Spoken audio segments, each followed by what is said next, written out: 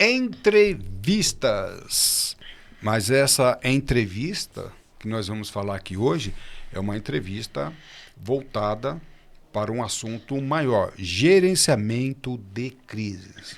Então, quando um profissional ele está gerenciando crises, há vários passos, há vários procedimentos, há várias ações. Uma delas é a comunicação.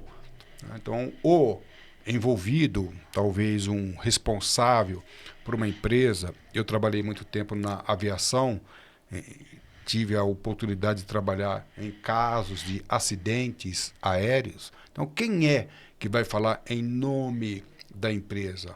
O que ele vai falar? É claro que existe, em caso específico de acidente aéreo, existe uma sala que nós chamamos sala de gerenciamento de crise. Então, nessa sala de gerenciamento de crise, há várias ações voltadas para a família, para a imprensa, e para o judiciário e assim por diante. Então, como é que nós gerenciamos crises considerando aí a comunicação e oratória? Então, nós vamos brevemente aqui falar sobre esse assunto, fazendo um voo panorâmico. Tudo bem? Eu sou o professor Calazans. Para mim é sempre um grande prazer tê-los a bordo. Estamos aqui no ADSAMPA São Paulo, TEIA Lapa São Paulo, com o apoio da nossa amiga Thaís. E aqui eu estou hoje com o meu colega, professor acadêmico, com 35 anos na área de ensino, do ensino universitário, e também atuou no mundo corporativo. E nós vamos fazer aqui um bate-papo, e eu vou fazer algumas colocações, e nós vamos interagir. Salvador, para mim é um grande prazer tê-lo a bordo. Vamos bater um papo sobre gerenciamento de crise. Claro que o assunto gerenciamento de crise ele é amplo. Nós vamos pegar aqui uma abordagem. Lembrando que o curso de comunicação e oratória, na verdade, nós já providenciamos um curso de gerenciamento de crise, e nós vimos que esse item é importante e tem trazido dissabores para aqueles que não sabem bem se comunicar durante uma crise. Gerenciamento de crise é uma área da administração onde exige o planejamento. E o planejamento, uma vez que você não tem aquela consideração primordial, né, essencial, você paga um preço caro, porque há riscos de vidas humanas e também há riscos financeiros, né, que para as empresas há uma preocupação prioritária. E gerenciar a crise, eu infelizmente fui controlador de tráfego aéreo, infelizmente na minha carreira de 30 anos como controlador de tráfego aéreo, eu tive que gerenciar vários acidentes. Eu me lembro uma vez que nós estávamos trabalhando em um determinado aeroporto e uma aeronave caiu, se incendiou e morreram todos os ocupantes, né? E foi uma situação muito delicada. A gente conversou, nós fizemos um podcast anterior falando sobre a habilidade, né? A inteligência emocional. Então você tem ali um avião que acabou de se acidentar, nós estávamos trabalhando, um avião em chamas, com todos os ocupantes, piloto, tripulação e passageiro mortos, e mais tinha muitos aviões ainda, era um aeroporto internacional com um grande movimento, muitas outras aeronaves querendo pousar. Então a gente tinha que segurar a onda, né? Alguns controladores perderam ali a calma, mas olha, se eu perder a calma, se eu não souber gerenciar a crise, não vai ser apenas um acidente, serão mais. Então a gente precisa gerenciar. E não é o caso aqui, a gente não vai falar sobre gerenciamento de crise de forma ampla, mas dentro da gerenciamento de crise dentro da comunicação.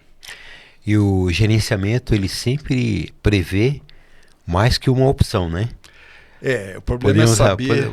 Podemos dizer o plano B? O problema é saber qual é a melhor opção, né? É verdade. Às vezes, eu como controlador de tráfego aéreo, trabalhei na área de investigação de acidente. Eu conheci, lembra aquele acidente que eu não lembro o ano, foi no início de 2000, que aquele Airbus caiu no Rio Hudson.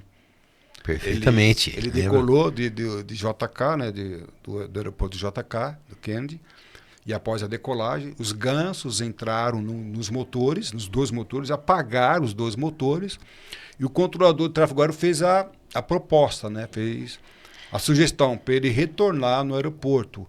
E ele achou melhor o piloto diante das circunstâncias. Lembra que ele teve pouco tempo, né? Ele achou melhor amerrissar e conseguiu. Salvaram-se todos, né?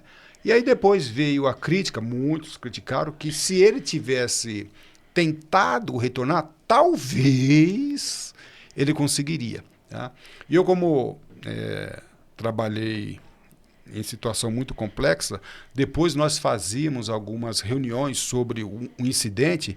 Era muito comum uma sala com ar-condicionado, cafezinho, as pessoas falando, pô, Sr. Calazans, você não teve a melhor opção, ou melhor, você não utilizou a melhor opção. Eu falei, agora aqui, depois do acidente, né?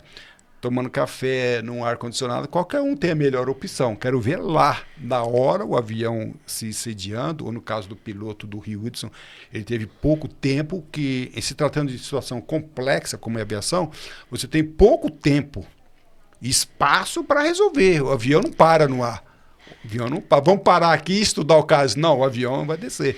Então, o problema, o nosso caso aqui, não é, no caso do Rio Hudson, muitos críticos, né, fizeram críticas falando que ele teria condições melhores.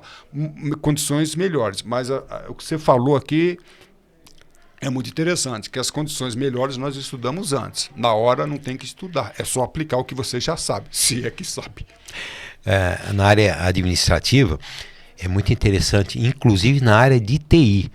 A preocupação com o plano B é muito importante. E o plano B, ele envolve o quê? Tempo. E muitas vezes você tem que ter isso já pré-estabelecido. Eu lembro que o meu filho fez uma viagem internacional, que ele queria jogar futebol em Portugal. E eu virei para ele e falei assim, filho, e o plano B? Ele virou para mim e falou assim, pai, o que é plano B? Eu falei, se não der certo a primeira opção, você tem que ter uma segunda opção, porque você já vai estar lá, você já pode aproveitar, seguir um outro caminho. Ele tinha feito, ele teve o privilégio, né, pelo filho de professor, fazer 2 cursos, né, sem custo nenhum. Então ele fez educação física, que estava ligado com a atividade de esporte que ele tinha escolhido, mas também ele tem a opção, né, ele fez administração. Então ele tinha essas 2 opções. Então é interessante que ele não tinha o plano B. Aí foi aonde que ele, quando ele retornou, ele tinha criado um plano B nesse curto espaço de tempo, que ele conseguiu aprender uma metodologia em academia, que hoje, se ele quiser, ele pode utilizar isso no Brasil, que é uma inovação. Na aviação, que é a minha atividade fim, eu aplico toda a concepção da aviação na minha carreira, inclusive agora que eu estou na carreira da comunicação. Não existe um piloto, nunca vai fazer um voo sem alternativa. Não existe. Então essa concepção é muito interessante. E o piloto também nunca pode ser surpreendido por uma pane. Então, o piloto que vai pilotar o avião, ele precisa conhecer o avião e saber quais são as possíveis panes. Quais são? O trem de pouso pode travar, o motor esquerdo pode falhar. Então, quando ele tem uma pane, ele precisa saber quais são as possíveis panes e quais as medidas corretivas. Tá? Ele vai ser cobrado disso. Quais são? Tudo bem, o avião, o motor direito não funcionou. Não é culpa do piloto, mas ele precisa saber quais as medidas corretivas. E nem sempre no mundo em geral nós temos essa visão, concepção do plano B que você bem ensinou para o seu filho aí, né? E aí, lembrando, tá, que eu peço para que você seja agora um convidado para assinar o canal do YouTube do Professor Calazans. Inclusive ali eu tenho uma playlist onde eu falo sobre acidentes aeronáuticos, tá? Dentro do curso, dentro da concepção de gerenciamento de crise. E lá eu comento vários acidentes com erros, acertos de pilotos, controladores e demais profissionais envolvidos. No site do Professor Calazans, você também tem acesso a vários cursos, né? Várias janelas, várias sessões. Opa, travou aqui. Vários cursos, sendo uma delas na Academia de Comunicação e Oratória. Na Academia de Comunicação e Oratória você tem acesso a vários cursos gratuitos e também alguns cursos com descontos especiais, e dentre eles esse assunto aqui que eu acho muito importante, que é entrevistas. Para mais conhecimento sobre o assunto, nós temos nosso telefone e nosso e-mail. Mas vamos lá, olha que coisa interessante aqui. Nosso assunto é entrevistas, né? Dentro da concepção. Então, entrevista, primeira coisa, eu vou falar muito da aviação, mas isso não é só da aviação. Eu gerenciei uma crise, não gerenciei, mas eu acompanhei uma crise em que uma escola, houve um tumulto na escola, em São Paulo, capital, e nesse tumulto os alunos saíram correndo e um aluno teve mal súbito, um adolescente morreu. E teve uma repercussão. Eu acompanhei a família do adolescente que morreu, e teve um assédio muito grande da imprensa. Porque uma semana antes, um aluno de uma outra escola, uma outra área de São Paulo, entrou na escola e matou alguns alunos. E aí, na semana seguinte, teve esse episódio, e a mídia estava querendo correlacionar, achando que tinha uma ligação. E não teve. Depois nós estudamos, não teve. Mas eu acompanhei o corpo no IML, acompanhei não a necrópsia, né, mas por lá de fora, acompanhei os familiares, fiquei ali fazendo um acompanhamento. E houve como eu já disse, a imprensa quer saber, poder judiciário, polícia, inquérito, delegado. E a gente viu algumas pessoas, por exemplo, a diretora da escola, a família sendo assediada para falar. E aí eu como na área da aviação já vivenciei vários acidentes em que o órgão de controle é chamado para dar entrevista, ou o representante da empresa, ou o representante da família, e aí a pergunta é, eu acompanhei, a gente fica olhando o que falar nessas horas. Tá? E aí o que falar, como falar. Esta é uma... E você não pode não falar. Então o diretor da escola, ele não deve se ausentar, se omitir. Aí precisa falar, o diretor da empresa precisa falar, ele não pode se omitir. Agora, o que ele vai falar? E nós vimos que nem sempre as pessoas estão preparadas para falar. Eu acredito que numa situação de gerenciamento de crise, quem for o porta-voz... Isso, você falou tudo. Primeiro tem que ter um porta-voz. Muito bom. Ele tem que tomar muito cuidado com o aspecto jurídico. Nós vamos falar isso já, isso é bom. Quanto mais falar, mais a probabilidade de errar. Se é um conflito, a preocupação do porta-voz é não tomar partido.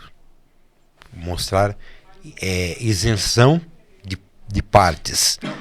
E, ao mesmo tempo, se é uma coisa gravíssima, como o caso da morte desse jovem, é lamentar e pedir para que o Senhor, né, possa consolar a família.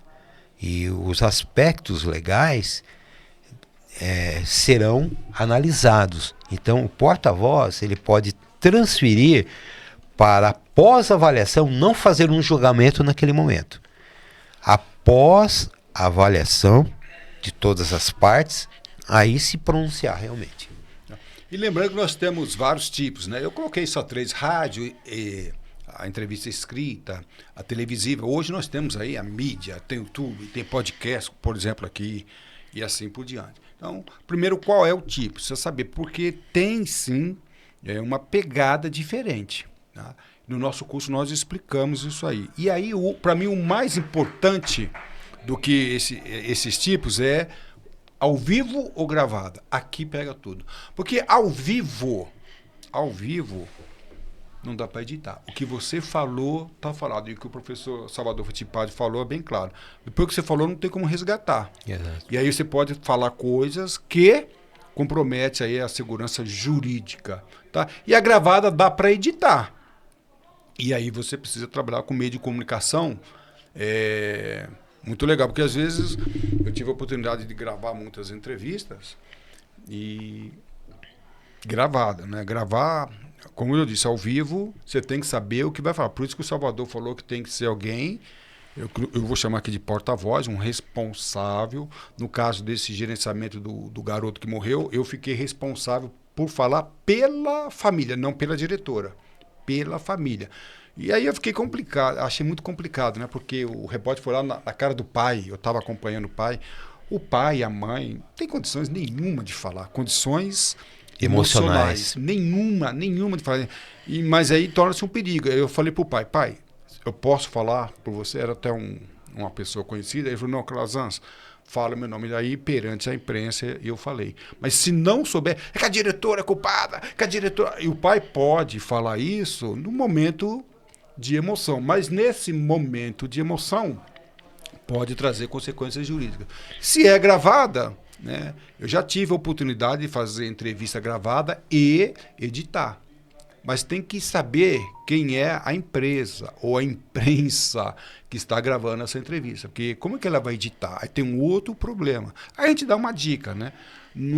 Sempre que você for dar uma entrevista gravada, pedir a gravação por completo. Tá? Você pede a gravação por completo, porque se houve uma edição onde emendaram palavras, frases, você depois pode se defender. Tá? Então nunca, isso pode ser na rádio, pode ser escrita. Quando você der uma entrevista escrita, pega o original e não permita que a entrevista seja gravada ou publicada, né, divulgada, sem antes você ter lido confrontar o original com aquilo que foi gravado. Ó, Calazans, vamos gravar a entrevista às 10 horas da manhã ou às 15 horas da tarde e vai para o ar às 21 horas, no Jornal da Noite. Então tudo bem, eu vou dar uma entrevista aqui, a entrevista dura às vezes 15 minutos e eles publicam 3 minutos, exemplo. Então é interessante que faça essa comparação entre o que foi gravado e o que foi editado para não comprometer. Isso seria o ideal, tá? Para não comprometer. Tá? E aqui o que o professor falou.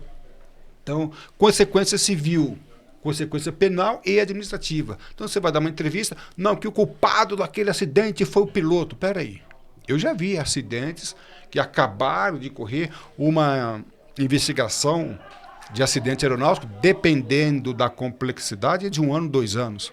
Dificilmente menos de 6 meses, dificilmente. Como é que você, no dia, vai dar uma entrevista?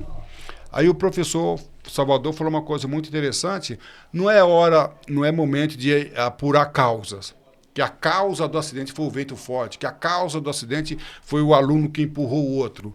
Não, a pessoa falando de causas, às vezes ela quer isentar. Não, eu sou o CEO da empresa aérea, eu sou gerente de operações e, na minha opinião, o piloto não teve culpa nenhuma. Não é hora de falar de culpar e nem isentar de culpa. Tá? E é um perigo, porque quando você está isentando de culpa, né, e às vezes a gente vê isso, não que o avião estava em perfeitas condições. Não é hora de falar. Quando nós falamos isso, nós estamos mostrando a nossa inexperiência com o caso e podendo resultar em responsabilidade civil, penal, né? O culpado foi o Salvador. Então, se eu estou falando que o Salvador foi culpado pela morte de uma pessoa envolvida em um acidente, eu estou imputando o crime a ele. Então, eu estou caluniando. Então, eu vou responder por calúnia, aí depois ele vai me processar por danos morais. Antes da avaliação técnica. Antes da avaliação técnica. E, às vezes, então, o gerente, o CEO ou o porta-voz, ele pode até não ser formado em direito, não há problema, mas ele tem que ter uma boa noção do direito. O que eu vou falar? Então, eu vou me basear nos fatos. Olha, hoje a nossa empresa, a ABC Air, sofreu um acidente e o avião caiu na região tal. Tá? E estamos ainda averiguando a possibilidade de sobreviventes. Pronto, acabou. Não há que falar em culpa, isenção de culpa, imputar culpa a outras pessoas. Nós tivemos um acidente, inclusive eu fiz um podcast que eu chamei de psicopatia aeronáutica. É um acidente muito interessante. 2 acidentes ocorreram em menos de 5 meses. Intervalo de 5 meses, na realidade, entre um acidente e outro. Da Boeing, um na Etiópia e outros na Indonésia. 12 acidentes. E quando ocorreu o acidente, a Boeing, querendo isentar-se de culpa, de responsabilidade, culpou os pilotos, sem saber de nada. Não, que a culpa dos pilotos, o erro foi de operação. Quando depois ficou comprovado que o erro não era de operação. Os pilotos operaram as aeronaves devidamente. Houve um erro de projeto. E o avião teve uma pane, morreram ali 346 pessoas nesses 2 acidentes. Mas a empresa aérea colocou culpa nos pilotos. Não é hora de colocar... pessoal, vamos investigar. Tivemos um acidente com aeronaves construídas pela Boeing, e aí nós vamos, então, estudar. Não tem como isentar-se de fazer uma apresentação. Antigamente, no comments, né? No comments. Os americanos envolvidos ou estrangeiros envolvidos em acidentes falavam no comments, ou seja, sem comentário. Não, ele precisa comentar. Faz parte do gerenciamento de crise. Sofremos um acidente, já montamos uma sala de gerenciamento de crise, estamos dando apoio à família, como você falou ali, qual é o apoio que está sendo dado à família. Então vamos falar sobre fatos e o que está, quais as medidas. A gente viu uma crise aqui no Rio Grande do Sul, né? Recentemente no Brasil, nós estamos gravando isso aqui em 2024, e eu não vou entrar em detalhes, mas houve um clamor nacional, até mundial, que o governo federal não estava dando o devido apoio. Então, o porta-voz do governo, para evitar esse comentário, tinha que chegar e explicar. Não, nós estamos tomando as seguintes medidas. Se eu não comunicar isso direito, isso vai ficar contra ou a favor a mim. Ok? E aqui, como eu falei, é hora de falar sobre fatos e não causas. Não é momento de falar de causa. Depois que houver a investigação criminal ou investigação técnica, aí o porta-voz da empresa pode vir e se manifestar a respeito, e o conselho que nós damos é que se manifeste. A omissão de não se manifestar, ela é vista publicamente como algo muito negativo. Uma omissão, né? Oi? Omissão. A omissão. Então, o que você tem para falar? Talvez não tenha muita coisa, mas hoje eu tenho um tio que é especialista em aeroportos, e nós comentamos muito sobre o caso do Rio Grande do Sul, e ele também é especialista em aeroporto e acaba também sendo especialista em gerenciamento de crise. E nós vimos que muitas coisas ficaram a desejar. Faltou um centro de gerenciamento aí, no caso estadual, talvez federal, não sei, mas faltou, e a gente via isso na comunicação, pelo menos faltou, se teve um gerenciamento de crise, faltou comunicação. E a gente viu o professor Fittipaldi, a gente vê que o Brasil não tem essa concepção, né, de, como você falou, plano A, plano B, né? Não tem, as pessoas não têm essa visão de planejamento. Eu já conheço alguns países que têm outras, né, outra realidade, que as crianças em situação de guerra, ataque ou até mesmo efeitos da natureza, como os Estados Unidos, sabem como proceder. Então você pega países, certas regiões dos Estados Unidos, se houver um temporal, aqueles fenômenos, eles sabem o que fazer. Criança já sabe. Nós, sem gritar fogo aqui nós estamos no TEA, está tendo um curso ali com umas 30 pessoas. Se você sair ali e gritar fogo, o que vai acontecer? Tem gente que vai gritar, gente vai correr, vai pisotear. Então nós não temos esta concepção. E como o nosso bate-papo aqui é comunicação, isso também não é levado para dentro da comunicação. Como comunicar isto? E você parece que ensinou muito bem o seu filho, né? Ok? E aí, o curso, o público-alvo. Quem é o público-alvo do nosso curso? Eu citei aqui diretores, né, políticos. Eu conversei com o professor Fittipaldi agora há pouco, que eu presenciei uma crise em que os diretores batiam cabeça. Um falava uma coisa e o outro falava outra coisa, e muitas vezes se contradizendo. Aí eu falei para uns diretores, cuidado, porque do jeito que vocês estão se comunicando, vocês estão se acusando mutuamente, e um promotor público, um membro do Ministério Público, pode usar esta gravação que estavam conversando via YouTube, mídia e assim por diante. E aconteceu exatamente isso. Eles acusaram-se mutuamente. O Ministério Público entendeu que uma daquelas acusações configuraram crime e denunciou, e eles foram processados criminalmente. O importante, num caso desse, é a descrição e no gerenciamento não se omitir na parte de acolher as pessoas. No caso de uma perda de um voo, a companhia aérea pode instalar, acolher o pessoal num hotel, né?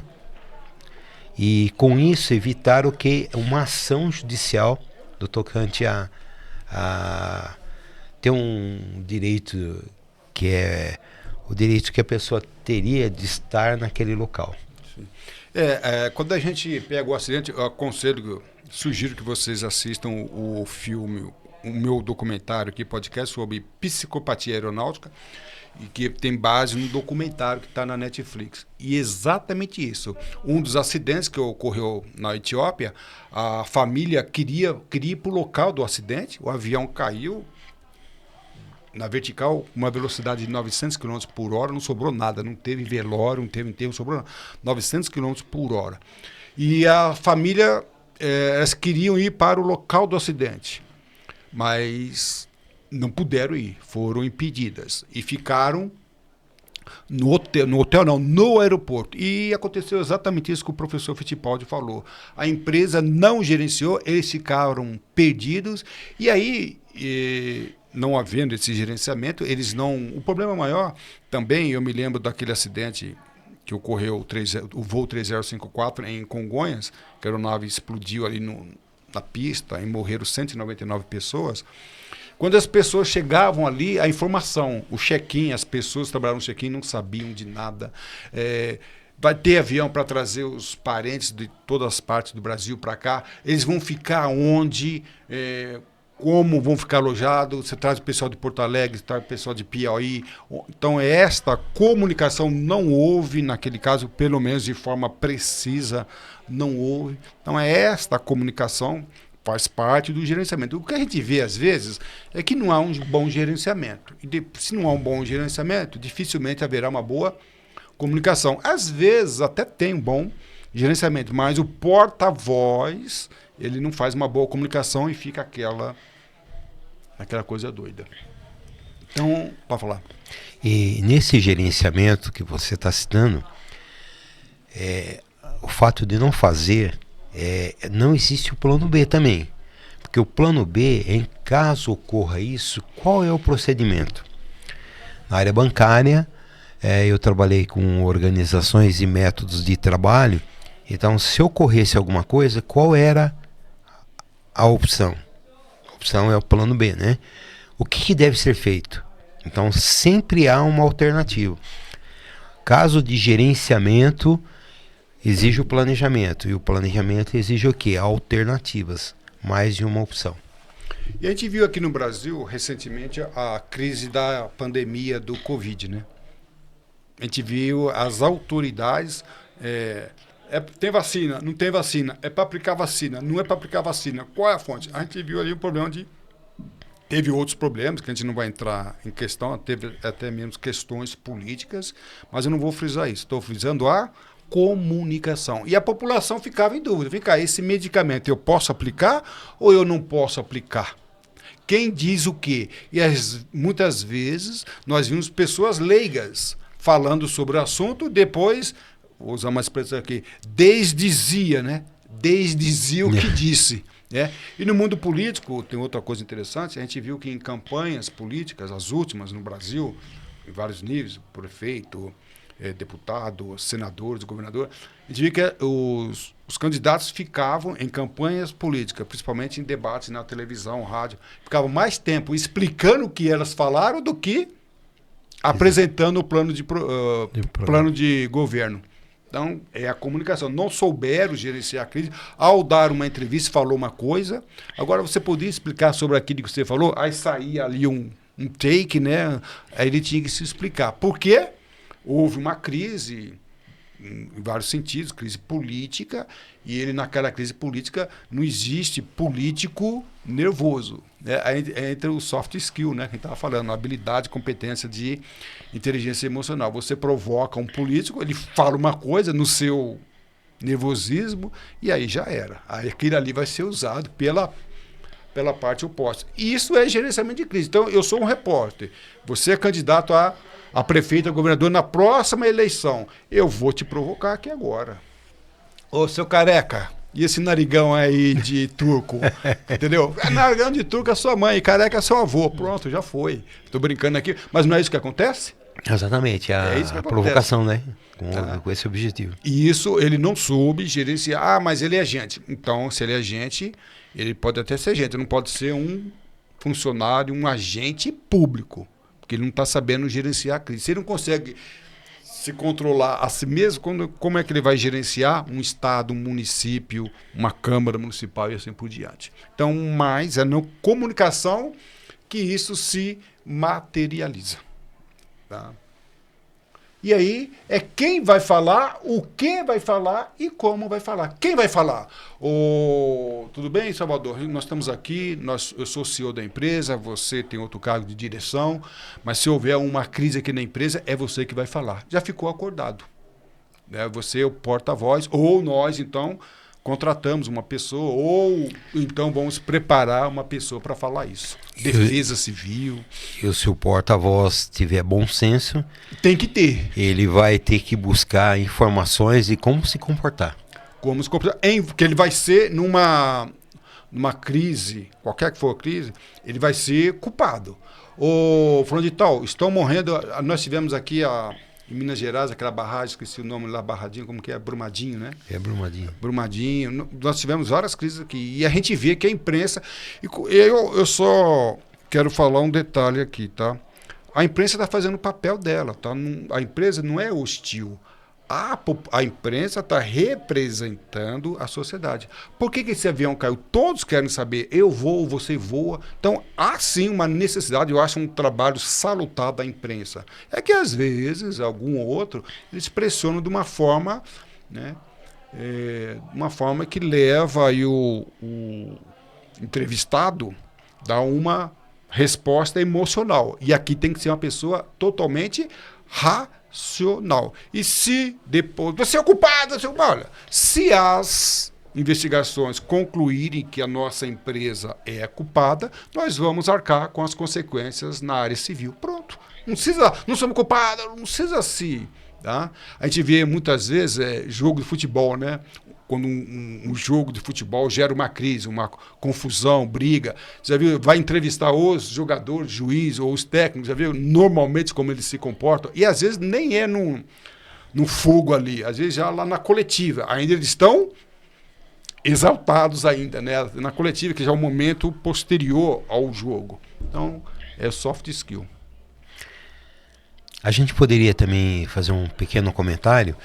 Quando você tem um tanque químico que tem uma área de armazenamento, você deve ter uma área de contenção que é o dobro da capacidade do tanque, para que se ocorrer uma ruptura no tanque, aquilo fica contido àquela área. E muitas vezes isso não é obedecido, por até uma questão de custo, né? Quando se fala em custo, já ocorreu alguma vez? Não. Então, para que nós vamos fazer isso? Né? Só que existe essa medida de segurança, higiene do trabalho. Então, aquela pessoa que é o porta-voz, ela tem que ter um conhecimento técnico também. Mínimo que seja, mas tem que ter o conhecimento técnico. Então, conhecimento jurídico, conhecimento técnico, né? E falar pouco, porque só vai dar a posição após a avaliação técnica. E quem deve falar em termos de responsabilidade, o que falar, deve ser um advogado, né? Porque vai ter um advogado representando. Então, o porta-voz pode falar, mas muito cuidado para ele não se comprometer. Explicar o que disse, né, é muito mais difícil do que falar. E assim nós estamos terminando. Esse assunto também é muito legal. Lembrando que entrevista é um tópico dentro do nosso escopo maior. Gerenciamento de crise é o curso. como gerenciar, como prever, tudo isso que o professor falou. Professor, nós estamos terminando aqui, você pode acessar o nosso site para ver os casos, são vários casos de acidentes aeronáuticos e outros casos, eu tenho ali também casos de júri, Tribunal de Justiça, área criminal, muita coisa interessante onde eu trabalho isso aí. Professor Fittipaldi, para mim foi um prazer tê-lo a bordo. Muito obrigado pela presença e manda um abraço para aqueles que estão nos assistindo. Obrigado pela oportunidade, professor Calazans. E assistam os próximos eventos, cursos, e estamos aqui para contribuir. Diretores políticos, membros de órgãos, Defesa Civil, por exemplo, e muitos outros, conheça o nosso curso de gerenciamento de crises e também de comunicação dentro do gerenciamento de crise. Para mim, professor Calazans, foi sim um grande prazer tê-los a bordo. Um abraço e tudo de bom.